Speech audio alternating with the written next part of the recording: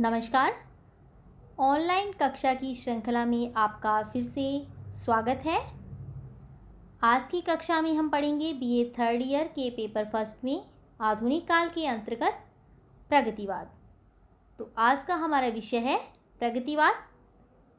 प्रगतिवाद के अंतर्गत प्रगतिवाद का सामान्य परिचय और प्रमुख कवि व उनकी रचनाएं।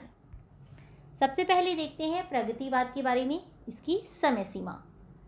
प्रगतिवाद की समय सीमा है 1936 से 1943 ईस्वी का जो समय है वह है प्रगतिवाद का समय कहलाया। 1936 से 1943 ईस्वी में जो भी काव्य लिखा गया वह प्रगतिवादी काव्य कहलाया। प्रगतिवादी काव्य के अंतर्गत आता है वह काव्य। तो प्रगतिवाद में हम सबसे पहले पढ़ेंगे प्रगतिवाद है क्या आखिर। प्रगतिवाद क्या है? समाज के क्षेत्र में जो समाजवाद है, राजनीति के क्षेत्र में जो मार्क्सवाद है और दर्शन के क्षेत्र में जो द्वंद्वात्मक भौतिकवाद है, वही साहित्य के क्षेत्र में प्रगतिवाद है।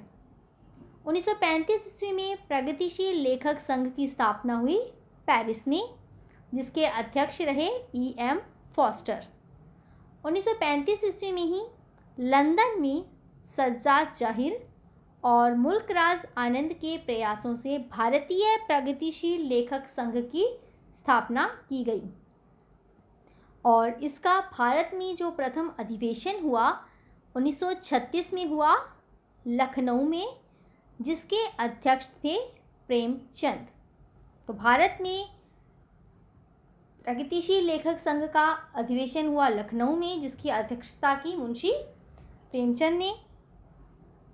प्रगतिवाद के संबंध में प्रमुख बात है कि कार्ल मार्क्स है पाश्चात्य साहित्यकार।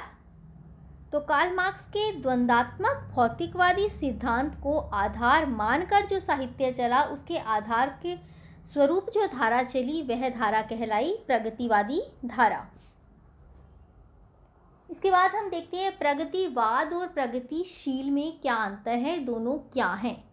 प्रगतिवाद विचारधारा वह है जो कि मार्क्सवादी विचारों से बंधी हुई हो। तो इस दृष्टि से यह एक संकुचित धारा है, संकुचिता ली हुई है।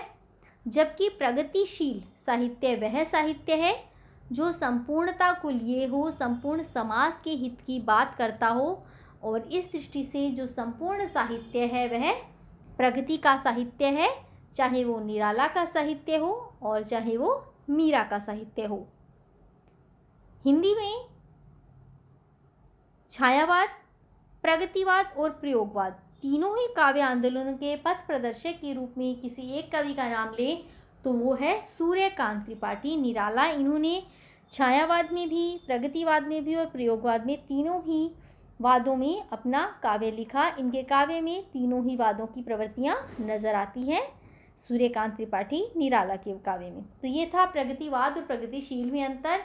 किस प्रकार से प्रगतिवाद मार्क्सवाद से बंधा हुआ एक संकुचित धारा के रूप में है, जबकि प्रगतिशील व्यापकता लिए हुए समाज के हित की बात करता है, संपूर्ण मानव हित की बात करता है, संपूर्णता लिए हुए साहित्य है। इसके बाद हम पढ़ेंगे प्रमुख प्रगतिवादी कवि व उनका काव्य। इसके अंतर्गत नाम आते हैं सुमित्रानंदन पंत, सूर्यकांत त्रिपाठी निराला, केदारनाथ अग्रवाल, श्रीमंगल सिंह सुमन, नागार्जुन, त्रिलोचन, मुक्तिबोध, रामविलास शर्मा। इनके नाम प्रगतिवादी कवियों के अंतर्गत आते हैं। आज की कक्षा में हम इनके बारे में और इनके काव्य के बारे में अध्ययन करेंगे।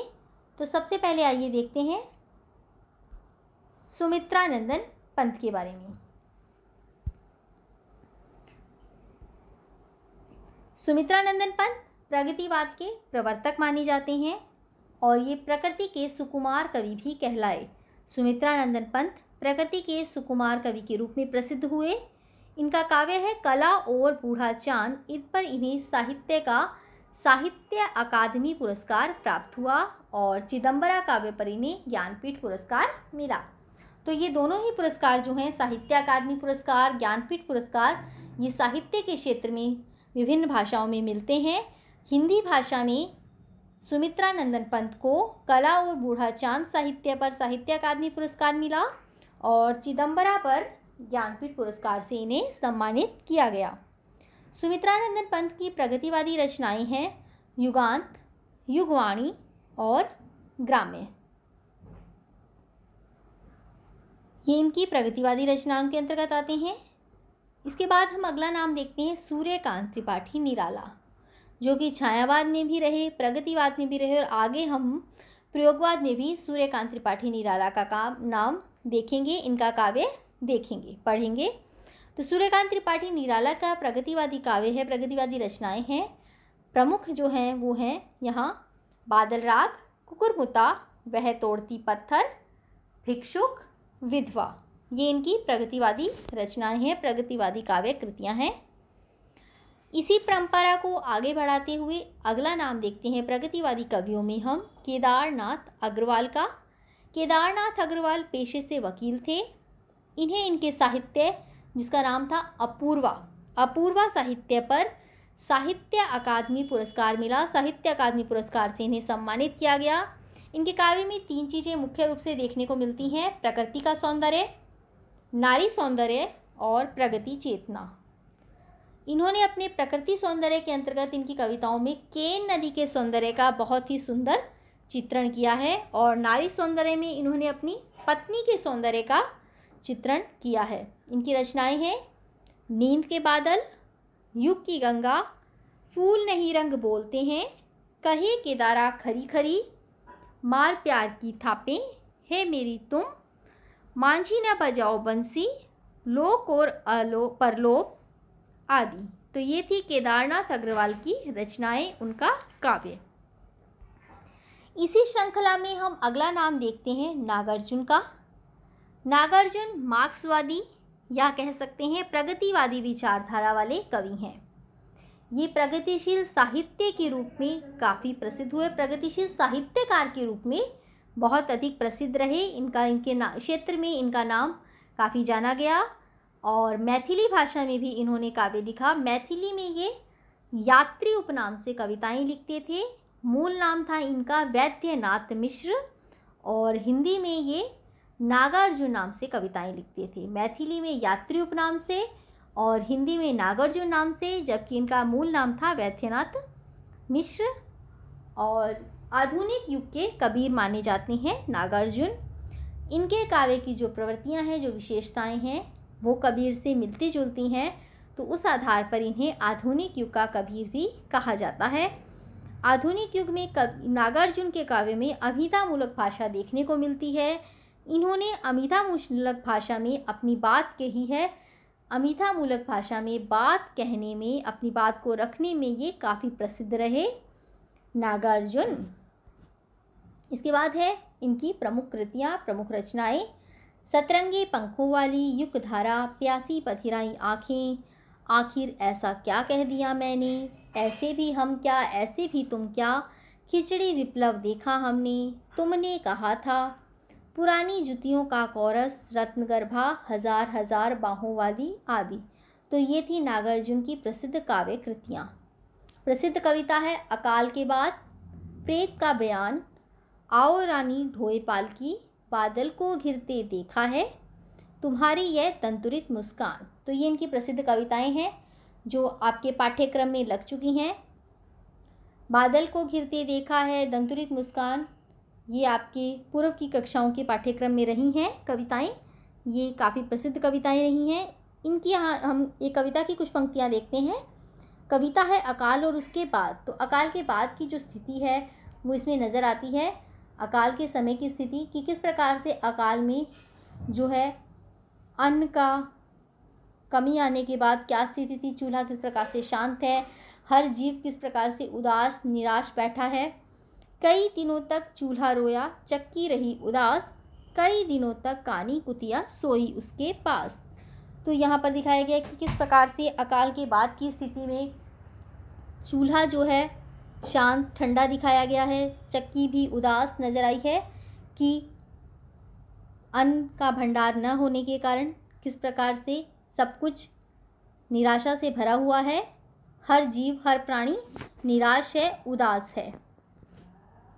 इसके बाद हम नाम देखते हैं अगला मुक्तिबोध का। ये प्रयोगवादी कवि हैं। परंतु इनकी कुछ रचनाएं प्रगतिवादी भी हैं। तो मुक्तिबोध प्रमुख रूप से प्रयोगवादी कवियों के अंतर्गत आते हैं, परंतु इनकी कुछ कविताएं, कुछ कृतियां प्रगतिवाद से भी जुड़ी हुई हैं। रचनाएं हैं इनकी भूरी भूरी खाकदूल, चांद का मुंह टेढ़ा है। प्रसिद्ध प्रगतिवादी कविता है इनकी बबूल, जिसमें बबूल शोषित वर्ग का प्रतीक है। और हिंदी में फैंटेसी लिखने के लिए मुक्तिबोध बहुत ही प्रसिद्ध रहे। अब ये फैंटेसी क्या है तो हम देखते हैं। फैंटेसी से तात्पर्य है अद्भुत कल्पना लोक, अर्थात ऐसी कल्पना जिसका होना असंभव है, जो हो नहीं सकती, वो है फैंटेसी। उसे इन्होंने अपने काव्य में स्थान दिया। तो मुक्तिबोध का काव्य है फैंटेसी का काव्य है। फैंटेसी के काव्य में जो नाम प्रमुख है वो है मुक्तिबोध का। अद्भुत कल्पना लोक का काव्य फैंटेसी का काव्य, मुक्तिबोध का काव्य। फैंटेसी से संबंधित इनकी दो लंबी कविताएं, जिसे कि हम दीर्घ कविताएं भी कह सकते हैं, प्रमुख हैं अंधेरे में और ब्रह्म राक्षस। ये है मुक्तिबोध की फैंटेसी से संबंधित कविताएं। इसी श्रृंखला में अगला नाम देखते हैं प्रगतिवादी कवियों में हम त्रिलोचन। इनका मूल नाम था वासुदेव सिंह। ये मार्क्सवादी कवि के रूप में जाने गए।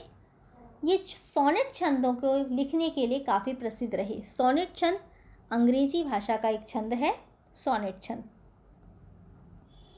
इन्होंने कविता में नए नए प्रयोग किए। इनकी कविताओं में भावुकता का समावेश है। इनके काव्य में भावुकता नजर आई, भावुकता देखने को मिलती है। त्रिलोचन की रचनाएं हैं धरती, दिगंत, ताप के ताए हुए दिन, मैं उस जनपद का कवि हूँ, मिट्टी की बारात, सपना, सबका अपना अपना आकाश, चेती, अमोल, अर्धान, गुलाब और बुलबुल। तो ये थी नागार्जुन की रचनाएं, उनकी काव्य कृतियाँ। नागार्जुन की प्रसिद्ध कविता है जो आपके पाठ्यक्रम में लग चुकी है पहले, चंपा काले काले अक्षर नहीं चिन्हती। ये भी हिंदी के पाठ्यक्रम में, स्कूल के आपके पाठ्यक्रम में लग चुका है। चंपा काले काले अक्षर नहीं चिन्हती, ये इनकी नागार्जुन त्रिलोचन की प्रसिद्ध कविता रही है। चंपा काले काले अक्षर नहीं चिन्हती। त्रिलोचन सूर्यकांत त्रिपाठी निराला के बाद दूसरे किसान कवि के रूप में भी काफ़ी प्रसिद्ध रहे। दूसरे किसान कवि त्रिलोचन। इसी परंपरा में प्रगतिवादी कवियों की धारा में अगला नाम है रामविलास शर्मा का। रामविलास शर्मा प्रगतिशील लेखक संघ के मंत्री रहे और हिंदी की प्रसिद्ध कविता पत्रिका हंस पत्रिका के संपादक के रूप में भी इन्होंने कार्य किया। नागार्जुन प्रगतिशील लेखक संघ के मंत्री और हंस पत्रिका के संपादक रहे। प्रगतिवादी कवि के बजाय ये एक आलोचक के रूप में, समीक्षक के रूप में अत्यंत प्रसिद्ध रहे। मुख्य रूप से प्रगतिवादी आलोचक हैं रामविलास शर्मा। इनके काव्य संग्रह है रूप तरंग, इस अकाल बेला में सदियों के सोए हुए जाग गए। रामविलास शर्मा प्रगतिवादी आलोचक। अगला नाम है शिव मंगल सिंह सुमन। इनके काव्य में तत्कालीन परिस्थितियों के प्रति आक्रोश मिलता है। ये मार्क्स के समर्थक हैं। तत्कालीन परिस्थितियों के प्रति आक्रोश से तात्पर्य है शिव मंगल सुमन के समय का जो काव्य है, उनके काव्य में उस समय की स्थितियों का, उस समय की परिस्थितियों को इन्होंने अपने काव्य में व्यक्त किया है। श्री मंगल सिंह सुमन के समय में जो काव्य की स्थितियाँ थी, जो उस समय का वातावरण था, उस समय की जो परिस्थितियाँ थी, उसके प्रति इनके मन में जो आक्रोश था, उन्होंने उसे अपने काव्य में वाणी दी, उसे अपने काव्य में स्थान दिया। तो इनका काव्य जो है उस समय की तत्कालीन परिस्थितियों के प्रति जो इनका आक्रोश है वो दर्शाता है शिव मंगल सिंह सुमन का काव्य। काव्य संग्रह इनका मिट्टी की बारात, जीवन के गान, एशिया जाग उठा, आँख नहीं भरी, विश्वास बढ़ता ही गया आदि। तो ये था श्री मंगल सिंह सुमन का काव्य।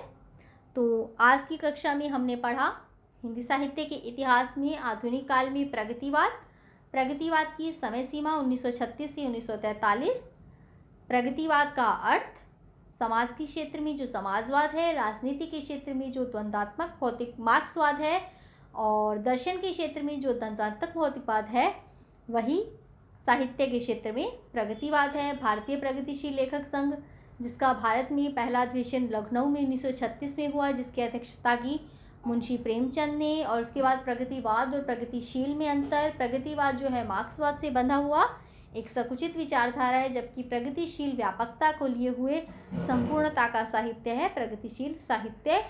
और प्रमुख बात ये भी थी कि छायावाद, प्रगतिवाद और प्रयोगवाद, इन तीनों के अंतर्गत किसी एक कवि का नाम ले तो वो है सूर्यकांत त्रिपाठी निराला। इन्होंने छायावाद से संबंधित काव्य भी लिखा, प्रगतिवाद से भी संबंधित, और आगे हम जो प्रयोगवाद पढ़ेंगे उसमें भी ये है सूर्यकांत त्रिपाठी निराला का नाम आता है। और उसके बाद हमने पढ़ा प्रगतिवाद के जो प्रमुख कवि और उनका काव्य। इसके अंतर्गत सुमित्रा नंदन पंत के बारे में हमने पढ़ा, सूर्यकांत त्रिपाठी निराला, केदारनाथ अग्रवाल, नागार्जुन, त्रिलोचन, मुक्तिबोध, रामविलास शर्मा, शिवमंगल सिंह सुमन, इनके बारे में, उनके काव्य के बारे में हमने पढ़ा। और इससे अगली कक्षा में हम पढ़ेंगे प्रयोगवाद के बारे में। धन्यवाद।